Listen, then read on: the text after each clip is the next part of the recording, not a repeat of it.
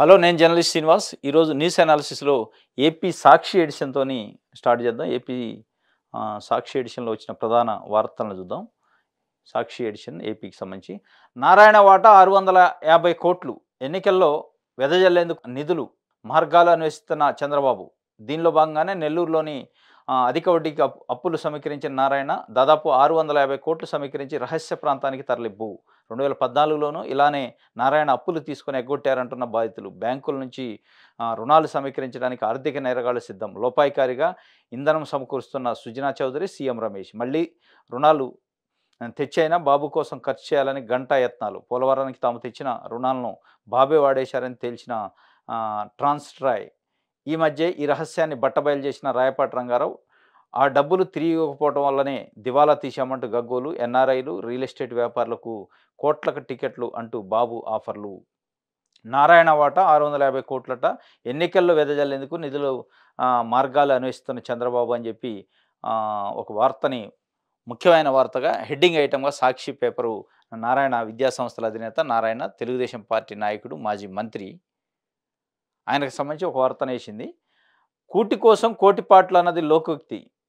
ఉనికి కోసం ఆర్థిక నేరాలన్నది టీడీపీ అధినేత చంద్రబాబు యుక్తి. అధికారంలో ఉండగా రాజధాని పేరుతో రైతుల భూములు సమీకరించిన చంద్రబాబు ఇప్పుడు ఎన్నికల్లో వెదజల్లేందుకు నిధుల కోసం మళ్ళీ ఆర్థిక నేరగాళ్లని ఆశ్రయిస్తున్నారు. వచ్చే సార్వత్రిక ఎన్నికల్లో గత ఎన్నికలకు మించి ఘోర పరాజయం తప్పదని ఆందోళన చెందుతున్న ఆయన ఉనికి చాటుకునేందుకు యథావిధిగా డబ్బులు కట్టాలనే నమ్ముకున్నారు. సీనియర్ నేతలను పక్కన పెట్టి ఆర్థికంగా బలవంతులైన ఎన్ఆర్ఐలు, రియల్ ఎస్టేట్ వ్యాపారులు, కాంట్రాక్టర్లను ఎన్నికల బరిలోకి దింపేందుకు గాలం వేస్తున్నారు. వీళ్ళు ఇచ్చే డబ్బుతో పాటు ఎన్నికల్లో వెదజల్లేందుకు తన చుట్టూ ఉన్న ఆర్థిక నేరగాళ్లు కూడా నిధులు సమకూర్చే పని పురమాయించారు. అధిక వడ్డీలు ఆశ చూపి సామాన్యుల నుంచి డబ్బులు సమీకరించడం, బ్యాంకులను మోసం చేయడం అన్నట్లు ఒక వార్త. నారాయణ విద్యా సంస్థల అధినేత నిన్న గాక మొన్న పేపర్లో కూడా మనం చూసినాం. నెల్లూరులో తనకున్న నారాయణ మెడికల్ కాలేజీలో కౌంటర్లో పెట్టినాడు. డైరెక్ట్ కౌంటర్లో పెట్టి రూ. 4, రూ. 5 వడ్డీకి నేను తీసుకుంటాను. ఎన్నికలు అయిన తర్వాత మళ్ళీ మీకు 1 ఇయర్ తర్వాత ఇస్తాను. మేమే అధికారంలోకి రాబోతున్నాం అని చెప్పి ఇబ్బడి ముబ్బడిగా రూ. 4, రూ. 5 వడ్డీలకి కోట్ల రూపాయలు అక్కడున్న మార్వాడీసు, సేట్లు ఇట్లాంటి వ్యాపారస్తులు ఉంటారు. వాళ్ళ దగ్గర నుంచి తెచ్చి అక్కడ 650,00,00,000 జమ చేసినాడు దాదాపు ఎన్నికల కోసం. 650,00,00,000 రూపాయలు ఎన్నికల కోసం చంద్రబాబు నాయుడు కోసం చంద్రబాబు నాయుడు ఎన్నికల ఖర్చు కోసం నారాయణ వాటాగా 650,00,00,000 సమీకరించిండట. దానిపైన మొన్న పోలీస్ రైడ్స్ జరిగినాయి. దాన్ని నిన్న ఆంధ్రజ్యోతి పేపరు కొల్లి అతను ఐపీఎస్ ఆఫీసరు, ఆయనకి ప్రమోషన్ ఇచ్చారు. నారాయణ మీద దాడి చేశారు, చంద్రబాబుని అరెస్ట్ చేసిండు, నారాయణ పుణ్యాత్ముడు, నారాయణ ఆనిముత్యం అన్నట్టు వార్త రాశారు. మరి ఇదేంది? 650,00,00,000 ఎన్నికల కోసం సమీకరిస్తానంటే వీడు ఎంత దొంగ? వీడి దందా ఏంది? వీడు ఎక్కడ సర్వీస్ చేస్తాడు? 650,00,00,000 ఎన్నికల్లో ఖర్చు పెట్టి ఏం సర్వీస్ చేస్తాడు? మళ్ళీ 650కి 650 1,300 సంపాదించుకోవడానికి ఎత్తులని పెట్టుబడి వ్యాపారం చేశారు. రాజకీయాన్ని వ్యాపారం చేశారు చంద్రబాబు నాయుడు, అతని చుట్టూ ఉన్న వ్యక్తులు. మళ్ళా రాబోయే ఎన్నికల్లో కూడా అదే డబ్బును నమ్ముకొని ముందుకు పోతున్నారు. ప్రజల్లో నమ్మకం రావాలి, ప్రజలు అభిమానించాలి, ప్రజలు ఆదరించాలి తప్ప అచ్చం డబ్బుల్ని నమ్ముకొని, అచ్చం పొత్తుల్ని నమ్ముకొని, అచ్చం జిమిక్కులు చేసి, నక్కజిత్తులు వ్యవహారం చేసి ఒకసారి బీజేపీతోని, ఒకసారి పవన్ కళ్యాణ్తోని, ఒకసారి కాంగ్రెస్తోని, 2018లో తెలంగాణలో కాంగ్రెస్ పార్టీతో కూడా పొత్తు పెట్టుకుండు చంద్రబాబు నాయుడు. బీజేపీతో పొత్తు పెట్టుకుంటే, కాంగ్రెస్తో పెట్టుకుంటే, పవన్ కళ్యాణ్తో పెట్టుకుంటే, కమ్యూనిస్ట్ వాళ్ళతో పెట్టుకుంటే, మరి అసలు ఏ పార్టీ మీది ఏం సిద్ధాంతం? అసలు ఇన్ని పార్టీలతో పొత్తులు పెట్టుకున్నాక అసలు మీకు ఒక సిద్ధాంతం, మీకు ఒక ఎజెండా, మీకు ఒక వాల్యూ, నీతి నియమాలు ఏమైనా ఉన్నట్ల? ఇటు కాంగ్రెస్, బీజేపీ డెడ్ ఆపోజిట్. ఈ దేశంలో జాతీయ స్థాయిలో ఉన్న 2 పార్టీలు, అటు బీజేపీ కానీ ఇటు కాంగ్రెస్ పార్టీ. ఈ దేశానికి స్వతంత్రం వచ్చినప్పటి నుంచి కాంగ్రెస్ పార్టీ పరిపాలించింది, దాని తర్వాత ఎక్కువ కాలం, దాని తర్వాత బీజేపీ పరిపాలించింది. ఆ 2 పార్టీలే ప్రధానంగా దేశ స్థాయిలో, జాతీయ స్థాయిలో ప్రధానమైన 2 వైరుధ్యమైన పార్టీలు సిద్ధాంతపరంగా. నువ్వు 2 వైరుధ్యమైన పార్టీలతోనే పొత్తు పెట్టుకున్నావు. మరి అసలు నీదే సిద్ధాంతం? బీజేపీతోని పొత్తు పెట్టుకున్నావు, 99లో పెట్టుకున్నావు, 2004లో వదిలేసినావు, 2014లో పెట్టుకున్నావు, 2018లో కాంగ్రెస్తో పెట్టుకున్నావు. ఇప్పుడు మళ్ళీ బీజేపీతో పొత్తు కోసం పాకులాడుతున్నావు, అటు కాంగ్రెస్ పార్టీతో గేమ్ ఆడుతున్నావు. కాబట్టి ఇట్లా మీరు డబ్బులు నమ్ముకొని ఇట్లాంటి ఇప్పుడు ఇది ఈనాడులో ఆంధ్రజ్యోతిలో రాయరు 650 కోట్లు సమీకరించిండు అంటే అదే చంద్రబాబు నాయుడు వైపు కాకుండా జగన్మోహన్ రెడ్డి వైపు ఇంకో పార్టీ అయితే అరే వాళ్ళు అవినీతి అక్రమాలు ఇట్లా డబ్బును నమ్ముకున్నారు ప్రజాస్వామ్యాన్ని కూని చేస్తున్నారు ఇవన్నీ రాతలు రాసేటోళ్ళు. మరి ఇదేంది ప్రజాస్వామ్యం ఇది? ఎవడు చెప్పిండు ఈ నీతి? డబ్బులు పెట్టి రూ. 5 రూ. 6 వడ్డీకి తెచ్చి సమీకరించి ఆడ పెట్టుకొని రేపు డబ్బులు ఇట్లా చల్లటానికి ప్రజల మీద ఏ నీతి చెప్పింది? ఏ విలువ చెప్పింది? ఏ విలువలు చెప్పినాయి?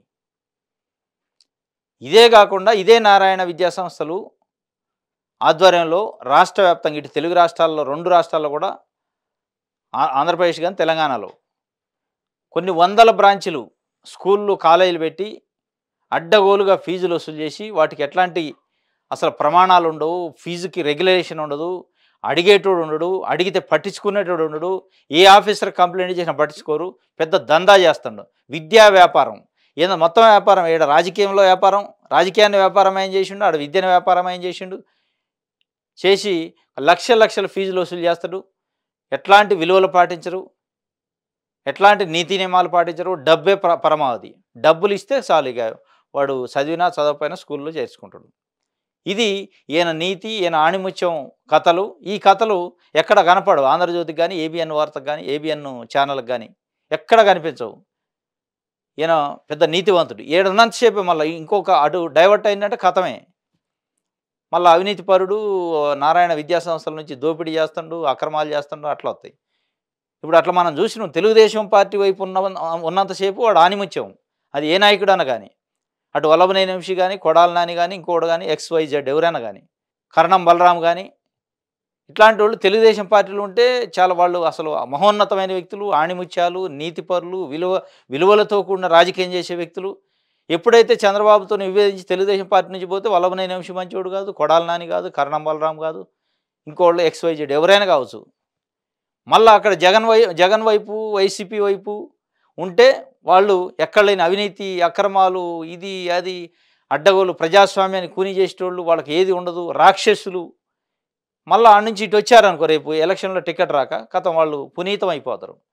ఏమంటే వాళ్ళ పాపాలని కడిగేసుకొని ఈ మఠంలోకి రాగానే తెలుగుదేశం పార్టీ అనే గుడిది, ఈ గుడిలోకి రాగానే వాళ్ళ పాపాలన్నీ కడిగేసినట్టు అయితే వాళ్ళు ఆనిముత్యాలు అయిపోతారు. ఇది ఎల్లో మీడియా, స్పెసిఫిక్గా ఆంధ్రజ్యోతి పేపరు రాసే రాతలు, చెప్పే నీతులు. ఇది 650 కోట్లు సమీకరించిందట. దీనిపైన దృష్టి పెట్టాలి ఎలక్షన్ కమిషన్ ఆఫ్ ఇండియా. ఇట్లాంటి వ్యక్తులను కట్టడి చేస్తే, ఇట్లాంటి బ్రోకర్లు. దీంట్లో ఇంకోటి ఏంది, సుజనా చౌదరి, సీఎం రమేష్ కూడా ఉన్నారట, బీజేపీకి సంబంధించిన జాతీయ నాయకులు. వాళ్ళు మొదటిదాకా టీడీపీలో ఉండి అధికారం మోగన బీజేపీలోకి పోయి వాళ్ళ ప్రొటెక్షన్ కోసం అక్కడ కూర్చున్నారు. వాళ్ళు టీడీపీని కాపాడే ప్రయత్నం చేస్తారు బీజేపీని అడ్డం పెట్టుకొని. బ్యాంకులను లూటీ చేశారు, బ్యాంకుల దగ్గర అప్పులు చేసి చీటింగ్ చేశారు. ఇట్లాంటి వాళ్ళని ఈడీ, సిబిఐ ఇట్లాంటి వాళ్ళని పట్టుకోవాలా, ఇట్లాంటి వాళ్ళ మీద రైడ్ చేయాలా. అసలు ఈ నారాయణ విద్యా సంస్థలకు సంబంధించిన అక్రమ ఆస్తులు, ఆదాయానికి మించిన ఆస్తుల కేసులో స్పష్టంగా ఈడీ కానీ సిబిఐ దర్యాప్తు చేసి లోపటేయచ్చు. నారాయణ అనేటువంటి లోపటేయచ్చు. ఆ విద్యా సంస్థల మొత్తాన్ని సీజ్ చేయొచ్చు. వాస్తవంగా నిజంగా ప్రభుత్వాలు దృష్టి పెడితే ఆదాయానికి మించిన ఆస్తుల కేసులో బుక్ అయ్యే వ్యక్తి మొట్టమొదటోడు ఎక్కడ అంటే ఏపీలో నారాయణనే. 100 కోట్లు సంచులలో. ఇప్పుడు అడ్మిషన్లు స్టార్ట్ అయినాయి అంటే మిషన్లు పెట్టి లెక్క పెడతారు డబ్బులు. వాళ్ళ నారాయణ బ్రాంచీలలో మనం చూస్తే మిషన్లు, ఏది మనీ కౌంట్ చేసే మిషన్స్ ఉంటాయిగా, మిషన్స్ పెట్టి లెక్క పెట్టి బస్తాలలో, సిమెంట్ బస్తాలలో ప్యాక్ చేసుకొని డిక్కిళ్ళల్లో వేసుకొని కార్లలో పోతారు. 100 కోట్లు. అసలు ఈ ఆదాయానికి ఒక లిమిట్ లేదు, ఈ ఫీజులకి ఒక నియంత్రణ లేదు.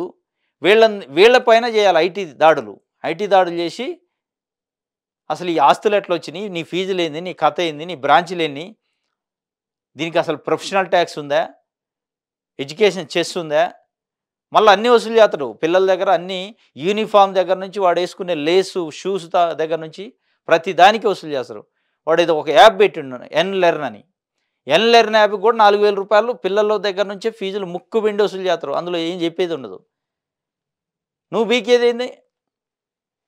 అన్ని పిల్లల దగ్గర నుంచి పుస్తకాలు, నోట్బుక్స్ అన్నీ దుకాణం పెట్టి అమ్ముతాడు. పుస్తకాలు, నోట్బుక్స్ అయితే దుకాణం పెట్టి కాలేజీ ప్రెమిసిస్లో ఒక షాపు బుక్ షాప్ పెట్టినట్టు పెట్టి 12,000 15,000 రూపాయలు ఒక స్టూడెంట్ బుక్కులకి. ఇక్కడ ఉన్న ఎడ్యుకేషన్ విద్యాశాఖ అధికారులు కళ్ళు లేని కబోదులు లెక్క చూస్తారు. ఎవడైనా కంప్లైంట్ చేస్తే కనీసం పట్టించుకోరు. మనం కంప్లైంట్ చేస్తే వాళ్ళు అరే మేమేం కంప్లైంట్ వచ్చింది, మేము వచ్చేటోళ్ళకి అంతా సాఫ్ చేసి ఉంచండి, ఏం లేకుండా చేయండి అని చెప్తారు. ఇంత దొంగదందా నడుస్తుంటే ఇటువంటి వాడిని రాజకీయాలలో పెట్టుకొని చంద్రబాబు నాయుడు పక్కన పెట్టుకొని నేను నీతివంతమైన పరిపాలన చేస్తా, మాది నీతివంతమైన పార్టీ, విలువలతో కూడిన పార్టీ అంటే ఏం జనాలు చెవిలో పువ్వు పెట్టుకున్నారు అనుకున్నాయింది. డిఎస్సి వచ్చేసింది. 6,100 ఉపాధ్యాయ పోస్టులు టీఆర్టీ ద్వారా భర్తీ. ఫీజు చెల్లింపు వెబ్సైట్లు ప్రారంభించిన మంత్రి బొత్స సత్యనారాయణ. మార్చి 15 నుంచి మార్చి 30 వరకు పరీక్షలు, సెలవులు మిగతా మిగతా రోజుల్లో 2 విడతల్లో ఆన్లైన్ టెస్టు. డిఎస్సి నిర్వహణకు జీవో 11, 12 విడుదల. సందేహాల నివృత్తి కమిషనరేట్లో హెల్ప్ డెస్క్. 2018 నోటిఫికేషన్ నిబంధనల ప్రకారమే అర్హతలు. ఇకపై ఏ ఏడాది ఉపాధ్యాయ ఖాళీలో ఆ ఏడాదే భర్తీ అన్నట్టు డిఎస్సి నోటిఫికేషన్ 6,100 పోస్టులతో నిన్న ఏపీ ప్రభుత్వం డిఎస్సి నోటిఫికేషన్ ఇచ్చింది. దానికి సంబంధించి ఎగ్జామ్స్ కూడా మార్చి నెలలో నిర్వహిస్తారట. మార్చి 15 నుంచి 30 వరకు పరీక్షలు ఉంటాయట. సెలవులు మినహా మిగతా రోజుల్లో 2 విడతల్లో ఆన్లైన్ ఎగ్జామ్ ఉంటుందని చెప్పి 2018 నోటిఫికేషన్ నిబంధనల ప్రకారమే అర్హతలు ఉంటాయి. సందేహాలు నివృత్తికి ఒక హెల్ప్ డెస్క్ పెట్టారు. ఆ హెల్ప్ డెస్క్లో సంప్రదించండి అన్నట్టు ఒక వార్తని సాక్షి పేపర్ వేసింది. ఏపీ దిశలో ముప్పెట దాడి. ఉత్తరాంధ్రపై 3 పార్టీల ఫోకస్. అధికార వైసీపీపై నేతల విమర్శనాస్త్రాలు. లోకేష్, షర్మిల, నాగబాబు సభలకు పోటెత్తుతున్న జనం. స్థానిక ప్రజాప్రతినిధులే టార్గెట్. అవినీతిని బట్టబయలు చేస్తున్న నేతలు. సమాధానం చెప్పలేక ఎమ్మెల్యేలు విలువల. అంతర్మతనంలో ఫ్యాన్ పార్టీలు. ప్రశాంతంగా ఉండి ఉత్తరాంధ్ర ఒక్కసారిగా వేడెక్కిపోయింది. సార్వత్రిక ఎన్నికల నేపథ్యంలో అన్ని పార్టీల నేతలు మూకుమ్మడిగా ఉత్తరాంధ్రపై దృష్టి సారించారు. దీంతో ఇక్కడ రాజకీయ కార్యకలాపాలు ఒక్కసారిగా పుంజుకున్నాయి. ముఖ్యమంత్రి వైఎస్ జగన్మోహన్ రెడ్డి ఎన్నికలకు తాను సిద్ధం అంటూ భీమిల్లో సభ నిర్వహించారో లేదో మిగిలిన ప్రతిపక్ష పార్టీలన్నీ ఒక్కసారిగా ఎదురుదాడికి సిద్ధమై పోయాయి. అధికార వైఎస్ఆర్ కాంగ్రెస్పై ముప్పెట దాడి ప్రారంభించారు. లోకేష్, షర్మిల, నాగబాబులు తమ బహిరంగ సభల్లో అధికార పార్టీ ఎమ్మెల్యేల అవినీతి అక్రమాలను ఎండగడుతున్నారు. వాటికి సమాధానం చెప్పలేక, విమర్శలను తిప్పికొట్టలేక వైసీపీ నేతలు సతమతమవుతున్నారు అన్నట్టు దిశ పేపరు ప్రధాన హెడ్డింగ్ ఐటమ్గా. ఎందుకంటే భీమిల్లో ఎన్నికలకు మేము సిద్ధమని వైఎస్ జగన్మోహన్ రెడ్డి అక్కడి నుంచి ఎన్నికల శంఖారావం పూరించారు. పెద్ద బహిరంగ సభ పెట్టారు భీమిల్లో. దాంతో మిగతా ప్రతిపక్ష పార్టీలు అలర్ట్ అయ్యి ఉత్తరాంధ్ర పైన ప్రధానంగా ఫోకస్ పెట్టి దాంట్లో శంఖారావం అని Nara Lokesh TDP general secretary state జాతీయ ప్రధాన కార్యదర్శి ఆయన శంఖారావం అని కూడా ఉత్తరాంధ్రలో స్టార్ట్ చేశారు. షర్మిల కాంగ్రెస్ పార్టీ ఏపీ అధ్యక్షురాలు షర్మిల కూడా ఉత్తరాంధ్రలోనే. నాగబాబు జనసేన పార్టీ నాయకుడు. వీళ్ళు ముగ్గురు కూడా ప్రధానంగా ఉత్తరాంధ్ర పైన దృష్టి పెట్టారు. ఉత్తరాంధ్ర నుంచి జగన్మోహన్ రెడ్డి ఎప్పుడైతే ఎన్నికల శంఖారావం పూరించి భీమిల్లో ఎన్నికలకు మేము సిద్ధమని ప్రోగ్రాం పెట్టారు, పెద్ద ఎత్తున పబ్లిక్ వచ్చి బహిరంగ సభ నిర్వహించారు. అక్కడి నుంచి వీళ్ళు 3 పార్టీలు ముప్పెట దాడి చేస్తున్నారు. వైసీపీ ఎమ్మెల్యేలు ప్రజాప్రతినిధుల పైన తీవ్రమైన విమర్శలు చేస్తున్నారు, అవినీతి ఆరోపణలు చేస్తున్నారు. వాటికి సమాధానం చెప్పలేక వైసీపీకి సంబంధించిన నాయకులు ఉక్కిరిబిక్కిరి అవుతున్నట్లు ఒక వార్తని దిశ పత్రిక రాసింది. ఇది దిశకు సంబంధించి ప్రధాన హెడ్డింగ్ ఐటము. ఇంకోటి బీజేపీ టీడీపీ పొత్తు వద్దు. రానున్న సార్వత్రిక ఎన్నికలను దృష్టిలో ఉంచుకొని టీడీపీ అధినేత చంద్రబాబు బీజేపీతో పొత్తు నేపథ్యంలో మైనార్టీ నాయకుల్లో ఆందోళన మొదలైంది. పార్టీ మారే యోచనలో కొందరుండగా మరికొందరు కాంగ్రెస్ వైపు మొగ్గు చూపే అవకాశాలు కనిపిస్తున్నాయి. చంద్రబాబు ఢిల్లీ పర్యటన తర్వాత రాయలసీమలో మైనార్టీలు పార్టీలకు అతీతంగా ఆత్మీయ సమావేశాలు నిర్వహించుకోవడం తెలుగుదేశం పార్టీ నేతలను కలవరపెడుతుంది. వ్యతిరేకిస్తున్న మైనార్టీలు, సీమ టీడీపీ నేతల్లో టెన్షన్. కాంగ్రెస్ వైపు మారే అవకాశం. అంతర్మదనంలో సైకిల్ నేతలు కలవరపడుతున్న ఆత్మీయ సమ్మేళనాలు. ముస్లిం మైనారిటీలకు సంబంధించి రాయలసీమలో కాస్త ఎక్కువగా ఓట్ బ్యాంక్ ఉంటుంది. కర్నూలు, కడప ఏరియాలో అక్కడ ఆత్మీయ సమ్మేళనాలు నిర్వహిస్తున్నారు. ఢిల్లీ టూరు చంద్రబాబు నాయుడు గారు ఏదైతే ఢిల్లీ వెళ్ళి అమిత్ షాని కలిసి పొత్తు పెట్టుకోవడానికి మాకు సిద్ధమే, బీజేపీతో మేము పొత్తు పెట్టుకోవాలనుకుంటున్నాం అని ఒక ప్రపోజల్ చెప్పి వచ్చిన తర్వాత ఇక్కడున్న ముస్లిం మైనార్టీలో ఒక అంతర్మదనం మొదలైంది. సహజంగానే మత్తత్వ పార్టీ బీజేపీ అని అనుకుంటుంది. ముస్లిం మైనార్టీలు వ్యతిరేకిస్తారు బీజేపీని. ఆ వ్యతిరేకించే క్రమంలో చంద్రబాబు నాయుడు గారు అక్కడికి వెళ్ళి పొత్తు పెట్టుకోవడానికి ఆ టీడీపీలో ఉన్న మైనార్టీ నాయకులకు నచ్చట్లే. వాళ్ళు ఆత్మీయ సమ్మేళనాలు పెట్టుకొని వాళ్ళ దారిని వాళ్ళు చూసుకునే పరిస్థితుల్లో ఉన్నట్లు కొంతమంది కాంగ్రెస్ వైపు, కొంతమంది వైసీపీ వైపు వెళ్ళటానికి సిద్ధంగా ఉన్నట్లు. అందుకే బీజేపీ, టీడీపీ పొత్తు వద్దు అని చెప్పి వాళ్ళు ఆందోళనలో ఉన్నట్టు. ఏదైతే మైనారిటీలు ఉన్నారో వాళ్ళు ఆందోళనలో ఉన్నట్టు ప్రధానంగా టీడీపీ పార్టీ కలవరపడుతుందట. ఏం చేయాలని ఇది చూడాలి, ఏం చేయాలని. ఎందుకంటే టీడీపీ, బీజేపీ పొత్తు అనేది బీజేపీ కోరుకోవట్లేదు, టీడీపీయే కోరుకుంటున్నది. టీడీపీయే కోరుకుంటుంది. చంద్రబాబు నాయుడు గారు పదవి కావాలా. మనం గతంలో బీజేపీని తిట్టిను, బీజేపీని విమర్శించను, బీజేపీ సిద్ధాంతాలను విమర్శించను, ఆ పార్టీతో ఎట్లా పొత్తు పెట్టుకుంటాం, అట్లాంటి విలువలు కానీ, నీతి కానీ, నియమాలు ఏమి ఉండవు. పొత్తు అధికారం కోసం ఎవరితోనైనా ఏ రకంగానైనా పొత్తుకి సిద్ధంగానే ఉంటాడు. దాంట్లో డౌట్ లేదు. ముస్లిం మైనారిటీలు కూడా గమనించుకోవాలి. వాళ్ళ యొక్క రాజకీయ కెరియర్‌ను వాళ్ళు చూసుకునే పరిస్థితిలో కాస్త ముందే అలర్ట్ అయినట్టు అనిపిస్తుంది. ఎందుకంటే 2018లో కాంగ్రెస్ పార్టీతో తెలంగాణలో పొత్తు పెట్టుకుండు. 2014లో బీజేపీతోని పెట్టుకుండు. అంటే 2 వైరుధ్యమైన సిద్ధాంతాలు గల పార్టీలతోని పొత్తు పెట్టుకుండు. కొన్నిసార్లు కమ్యూనిస్టులతోని పొత్తు పెట్టుకుండు. అంటే నీ పొత్తు అనేది నీ పదవి కోసం దేనికైనా దిగజారుతాడు చంద్రబాబు నాయుడు గారు అనేది డౌటే లేదు. అది స్పష్టంగా కనిపిస్తుంది. ఆయన గతంలో చేసిన వ్యవహారాలు, ఇప్పుడు చేస్తున్న వ్యవహారం చూస్తే. కాబట్టి ఇది ప్రధానంగా దిశ పత్రిక ఇచ్చిన వార్త. ఏపీ ఆంధ్రజ్యోతి ఎడిషన్‌లో చంద్రముఖి షర్మిలపై ఆ స్థాయి వికృత దాడికి రెడీ. చెల్లి కాదు చంద్రముఖి అట. చెల్లి కాదు చంద్రముఖి ఆ స్థాయిలో షర్మిలపై వికృత దాడికి ready. Bharati direction, Sajjala Bhargav screenplay. తాడేపల్లి వేదికగా మూకలకు శిక్షణ. దాడి ఎక్కడ, ఎలా ఉండాలో తర్ఫీదు. తెలంగాణలో కాంగ్రెస్పై షర్మిల చేసిన విమర్శలే అస్త్రాలుగా దాడికి సన్నద్ధం. మరి నాడు జగన్పై బొత్స, రోజా, రజనీ విమర్శలు చేయలేదా? జగన్ వచ్చింది కాంగ్రెస్ నుంచి కాదా? చెల్లెలి ప్రశ్నలకు జవాబు ఇవ్వలేక మూకను ఉచికొల్పడంపై సర్వత్రా విమర్శలు లేవు మనలు. ఓన్లీ ఆంధ్రజ్యోతికే విమర్శలు ఉంటాయి, ఎవడికి ఉండవు. వాళ్ళ కుటుంబ పంచాయతీ. నీకెందుకు బాధ? నీకు కడుపు నొప్పింది, నీకేం నొప్పి లేస్తుంది? ఇంటి ఆడపడుచు అని కూడా చూడకుండా చెల్లి షర్మిలపై పార్టీ సోషల్ మీడియాను ఉసిగొలుపుతున్న జగన్ అండ్ కో మరో అడుగు ముందుకేయబోతుందా? ఇప్పటికే చెవులతో వినలేని, నోటితో అనలేని రీతిలో పెట్టరేగిపోతున్న అనైతిక ముఖ మరింత అడ్డగోలుగా దాడికి దిగబోతుందా? ఈ ప్రశ్నలకు అవుననే సమాధానమే వస్తుంది. సూటిగా సుత్తి లేకుండా ప్రశ్నాస్త్రాలు సంధిస్తున్న షర్మిలను బాబు ఎలా చెప్పాలో తెలియక అనైతిక దాడిని తీవ్రతరం చేయడంపై తాడేపల్లి ప్యాలెస్ వేదికగా వ్యూహం సిద్ధమైనట్టు తెలుస్తుంది. వ్యూహం లేదు, మన్ను లేదు. వీళ్ళు ఏదో ఒక రకంగా అసలు ఆ ముఖలేం కానీ ఆంధ్రజ్యోతి పదే పదే ఆమె యొక్క వ్యక్తిగత జీవితాన్ని, షర్మిల వ్యక్తిగత జీవితం పైన దాడి చేస్తున్నాయి ఒక రకంగా. ఎవరో అంటున్నట్టు వీళ్ళు వార్తలు రాసి తెలవనోళ్ళకి తెలియజేసి ఆమె క్యారెక్టర్ని అసాసినేట్ చేసి, అంటే అన్నకి తమ్ముడు, అన్న మీద తమ్ముడు, తమ్ముడు మీద అన్న అనుకున్నట్టు వాళ్ళిద్దరు ఒకళ్ళు అనుకోకపోయినా వీళ్ళు ముందు అను అనే పరిస్థితిలో అంటున్నట్టుగా క్రియేట్ చేసి వీళ్ళకి ఏదో నైట్ కల్లో వచ్చినట్టుగా వీళ్ళు ఈ ఆంధ్రజ్యోతి పేపర్ ప్రధానంగా ఎక్కువ చేసి అటు తెలుగుదేశం పార్టీకే నష్టం చేస్తున్నారు. ఇక్కడ జగన్కి నష్టం కాదు, షర్మిలాకి నష్టం కాదు. వీళ్ళకి అర్థం కానిది ఏంటంటే, ఇందులో గమ్మత్తు ఏంటంటే వీళ్ళు అత్యుత్సాహం. షర్మిలాని జగన్ తిడుతుండు, అయిపోయి ఇంటి ఆడపడిచినే లెక్క చేయలేదు. వీళ్ళు ఎవడో ఒకడో సోషల్ మీడియాలో ఒకసారి అంటే వీళ్ళు 100 సార్లు అని ఏబిఎన్ ఛానల్లో, ఈ ఏబిఎన్ ఆంధ్రజ్యోతి పత్రికలో 100 సార్లు రాయటం వల్ల ఒక రకంగా అది ఈజీ అయిపోయింది. ఆ ఇష్యూ డైవర్షన్ తీసుకుంటుంది. ఓహో ఇది సింపుల్ ఇష్యూ అన్నట్టు అయిపోతుంది. దీంట్లో సీరియస్నెస్ ఉండదు. రోజు రాత్రి ఎవడు పట్టించుకుంటాడు?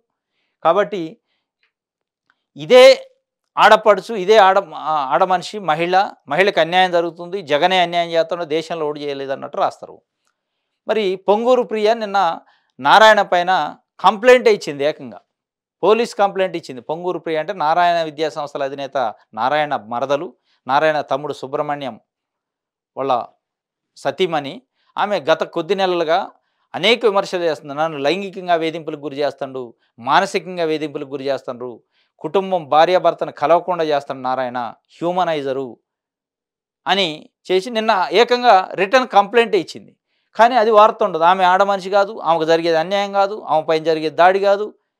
అరే నాయన లైంగిక దాడి చేస్తాడు, లైంగిక దాడి చేస్తుందని ఆమె స్వయంగా వచ్చి కంప్లైంట్ ఇస్తే, నువ్వు ఇంత విలువలు గల జర్నలిజం మీది, నీతి గల పేపరు, నియమాలు గల పేపరు, ఎక్కడ రాయలేదేంది? ఎందుకు అంటే రీజన్ తెలుగుదేశం పార్టీ. కాబట్టి తెలుగుదేశం పార్టీలో ఉంటే అంత పుణ్యాతులే, వాళ్ళంతా పుణ్యపురుషులు, ఆనిముత్యాలు. వాళ్ళు ఎన్ని రేపులు చేసినా, ఎన్ని మానభంగాలు చేసినా, ఎంతమందిని లైంగికంగా వేధించినా అవి కనపడవు. వాళ్ళు మంచోళ్ళు అన్నట్టు. నిన్న స్వయంగా కంప్లైంట్ ఇచ్చింది. విచిత్రంగా ఏందంటే ఎక్కడా వార్త లేదు. ఎక్కడా కూడా వార్త లేదు. ఆమె నిన్న ఇయటం కాదు, గత కొద్ది నెలలుగా అనేక సార్లు పాపం ఆమె ఆవేదనని వీడియోల రూపంలో బయటపెట్టింది. మరి తెలుగుదేశం పార్టీ నీతిగల పార్టీ అయితే వాడిని సస్పెండ్ చేయాలిగా నారాయణ అనేటోడిని. వాడు అరే నువ్వు పెద్ద దొంగవు, నువ్వు వెళ్ళిపోరా, మా పార్టీలో వద్దు, మాది నీతిగల పార్టీ, మాది నిజాయితీ గల పార్టీ, విలువలతో కూడిన పార్టీ అని చెప్పి వాడి పైన వార్తలు రాయాలిగా నువ్వు. ఇది మీ నీతి నియమాలు, చెప్పేది ఒకటి చేసేది ఒకటి. మీ నేతి బీరకాయ కథలు ప్రజలకు అందరికీ తెలిసింది. నేతి బీరకాయ కథలు, నేతి బీరకాయలో నేతి ఎట్లో మీ నీతి కూడా అంతే. మీరు చెప్పే మాటల్లో నీతి, మీరు చేసే పనుల్లో నీతి, మీరు రాసే రాతల్లో నీతి ఉంటుంది. ఇది ఆ చెల్లి కాదట, చంద్రముఖి ఆట, చెల్లులపై ఆ స్థాయిలో వికృత దాడి, ఈయనకోడు చెప్పిండట, ట్రైనింగ్ ఇస్తాడట. ట్రైనింగ్ ఇచ్చేది లేదు, కానీ మీరే ఇంకా దాడి చేపిస్తారేమో సోషల్ మీడియాలో.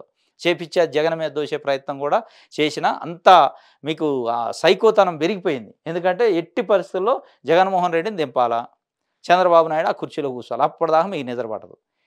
ఏది దేనికైనా మనుషులను చంపటానికైనా ఎనికిపోరనమాట. ఆ స్థాయిలో మీ యొక్క సైకోతనం, శాడిజం కనపడుతుంది. అసలు ఆమెను అన్నదవుడు వాళ్ళు అటాక్ చేస్తారో లేదో ట్రైనింగ్ ఇస్తారట, అటాక్ చేస్తారట. మీరేమైనా ట్రైనింగ్ ఇచ్చి మరి అటాక్ చేయడానికి రెడీ చేసి దాన్ని ఇంకొక వేరే లాగిన్తో ఏమైనా ప్రచారం చేసే కార్యక్రమం ఏమైనా చేస్తారో అనిపిస్తుంది నాకు చూస్తే. ఇది ఏంటి మీరు చేసింది? జగన్ పాలనలో ఒక్క ఉద్యోగం ఆయన ఇచ్చారా? విదేశాల్లో 5 ఏళ్లలో ఒక్కసారి జాబ్ క్యాలెండర్ ఇవ్వలేదేం? ధర్మవరంలో తిరగబడిన విద్యార్థి లోకం వరుస ప్రశ్నలతో ఎమ్మెల్యే కేతిరెడ్డి ఉక్కిరిబిక్కిరి. ఎమ్మెల్యే సమక్షంలోన్న ప్రభుత్వంపై విమర్శలు, దాంతో దిక్కుతోచక విద్యార్థులను బయటకు పంపిన ఎమ్మెల్యే అనుచరులు. సీఎం జగన్ ఎమ్మెల్యే ప్లకార్డులు చింపేత అన్నట్లుగా ఒక వార్త. విద్యార్థి లోకం తిరుగుబడింది. వైసీపీ పాలనపై తీవ్ర అసంతృప్తి వ్యక్తం చేసింది. ఆ పార్టీ ఇచ్చిన హామీలపై గట్టిగా నిలదీసింది. విద్యార్థులు వరుస ప్రశ్నల సంచరితో వైసీపీ ఎమ్మెల్యే కేతిరెడ్డి వెంకటరామరెడ్డి ఉక్కిరిబిక్కిరయ్యారు. వీళ్ళు విద్యార్థులు యూనిఫామ్లో ఉన్నారు. మీరు చూడండి ఆంధ్రజ్యోతి వార్త ఎట్లుంటుందని. యూనిఫామ్లో నిరుద్యోగులు, ఉద్యోగాల కోసం అడిగే నిరుద్యోగులు స్కూల్ యూనిఫామ్లో, కాలేజ్ యూనిఫామ్లో ఉంటారా? ఇంటర్మీడియట్ 10th చదివే పిల్లలు వాళ్ళు వేరే ఇష్యూ. అక్కడున్న కేతిరెడ్డి రామచంద్ర ఆయన ధర్మవరం ఎమ్మెల్యే నిలదీయచ్చు, ఇష్యూస్ ఉండొచ్చు, వాళ్ళ హాస్టల్ సమస్య, కాలేజీ సమస్య మీద నిలదీసి ఉండొచ్చు. దాన్ని ఉద్యోగాల రూపంలో కన్వర్ట్ ఏంది మీరు చేసింది? జగన్ పాలనలో ఒక ఉద్యోగం ఆయన ఇచ్చారా? వీళ్ళు ఉద్యోగం ఎందుకు అడుగుతారు? ఇంటర్మీడియట్ 10th చదివే పిల్లలు. ఆ ఫోటో చూడండి, మొత్తం యూనిఫామ్ వేసుకున్న పిల్లలు ఉన్నారు. దాన్ని కన్వర్షన్ చేశారు. దానికి 12 పేజీల నుంచి చూద్దాం. 2 నెలల్లో మేము వస్తాం, తిన్నదంతా కక్కిస్తాం, ఉత్తరాంధ్రను పందికొక్కుల్లా మెక్కుతున్నారు. వైవి విజయసాయిరెడ్డిలపై లోకేష్ ఫైరు. ఈ ప్రాంతంలో విప్లవం మొదలైంది, జగన్ పని అయిపోయింది, ఇక తాడేపల్లి కొంప గేట్లు బద్దలే. సీఎం కొత్త పథకం, ఎమ్మెల్యేల బదిలీ. 5,400 కోట్లు ఇసుకలోనే దోపిడీ. మద్యంపై అదనంగా జే ట్యాక్స్. 5 ఏళ్లలో 45,000 కోట్ల అక్రమార్జన. 100 సంక్షేమ పథకాలు రద్దు.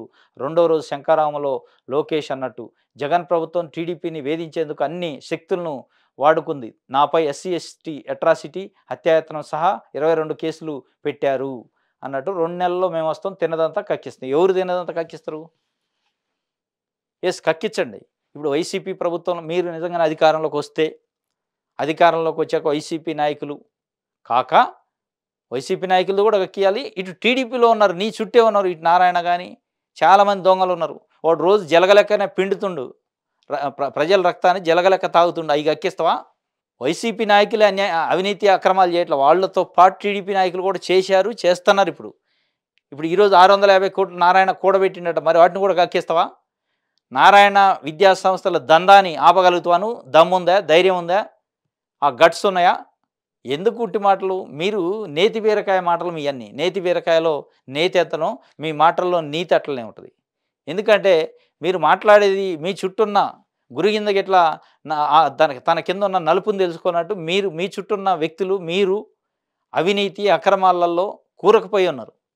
నారాయణ లాంటి, సీఎం రమేష్ లాంటి, సుజనా చౌదరి లాంటి వ్యక్తులు మీ చుట్టూ మొన్నటి వరకు పెట్టుకొని వాళ్ళు బీజేపీలోకి పోయారనుకోండి. ఇప్పుడున్న నారాయణ లాంటి వ్యక్తులు 100,000 కోట్ల రూపాయలు అక్రమంగా సంపాదించి ఎక్కడ పడితే అక్కడ భూములు కొని ప్రజల దగ్గర పీల్చి వసూలు చేసి, వాడు చదువు చెప్పేది లేదు, మన లేదు, లక్షల ఫీజులు గుంజటం.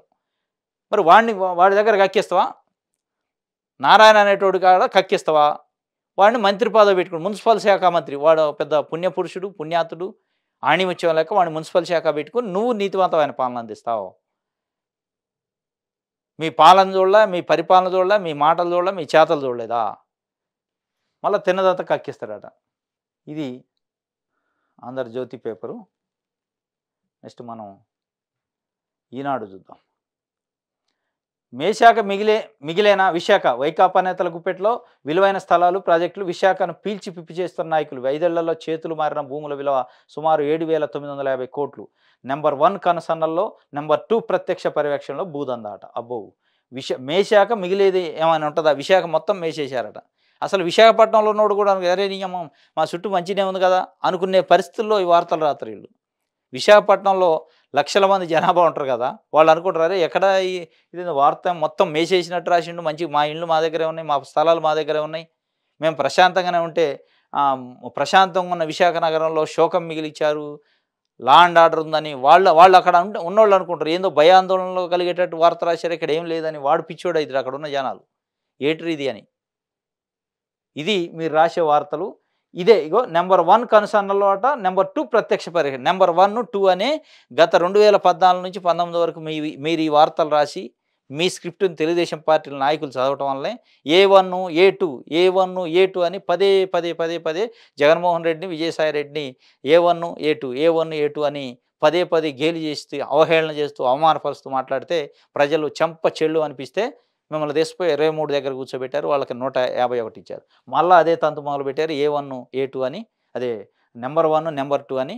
మళ్ళీ మీకు ఆ 23 పోయి 3కి వచ్చే పరిస్థితి తెచ్చుకుంటారు. కాబట్టి ఈ కాదు ఎకిలి శాస్త్రాలు, ఎకిలి రాతలు రాయటం వల్ల తెలుగుదేశం పార్టీకి నష్టం జరిగింది. మీరు బాగానే ఉంటారు, ఈనాడు పత్రిక బాగానే ఉంటుంది, తెలుగుదేశం పార్టీ ప్రమాదాలు పడే అవకాశం ఉంటుంది. ఎందుకంటే ఎందుకు ఆ బాధ అంటే ఎన్టీఆర్, నందమూరి తారక రామారావు గారు తెలుగు వారి ఆత్మగౌరవం కోసం పెట్టిన పార్టీ, ఆ పార్టీ మునిగిపోతుంది మీ వల్ల అని ఆవేదన చెందుతున్నారు, కింద ఉన్న ప్రజలు అనుకుంటున్నారు. ఈనాడు రామోజీరావు, ఏబిఎన్ రాధాకృష్ణ, చంద్రబాబు ఈ ముగ్గురు త్రయం వల్ల పార్టీ మొత్తం మునిగిపోయే పరిస్థితి ఉంది. పార్టీ ఉనికే ప్రశ్నార్థకంలో పడే అవకాశం ఉంది వీళ్ళ రాతలు, వీళ్ళ మాటలు, వీళ్ళ చేతల వల్ల అని చెప్పి ప్రజలు ఆవేదన చెందుతున్నారు. ఆ ప్రజల ఆవేదనని నేను తెలియజేస్తున్నా. ఈ నెంబర్ 1, నెంబర్ 2, A1, A2 అనేది చెప్పటం వల్ల గతంలో ఈ చెప్పే 14 నుంచి 19 5 ఏళ్లలో చెప్పి ప్రజలకు విరక్తి వచ్చి అరే నాయన నువ్వు మీ ఆ A1, A2 కావాలి మాకు 151 సీట్లు వాళ్ళకిచ్చి మీరు ఏంటికి పనికిరారు, ఈ మాటలు, ఈ నీతులు, అవినీతి కార్యక్రమాలు, ఎక్కిలి చేష్టాలు తప్ప దేనికి పనికిరారని మిమ్మల్ని తీసిపోయి 23 సీట్ల దగ్గర కూర్చోబెట్టారు. మళ్ళీ కనీసం ఆ 23 దక్కించుకోవాలన్నా మళ్ళీ ఇట్లాంటి రాతలు రాయకుండా ఉంటే టీడీపీకి బాగుంటుంది. మీరు ఈ రాస్తే వాళ్ళకి దెబ్బ కొట్టింది. ఇది ఆంధ్రప్రదేశ్ సంబంధించిన పేపర్ల విశ్లేషణ ఈరోజు. రేపు తాజా వార్తలతో మళ్ళీ కలుసుకుందాం.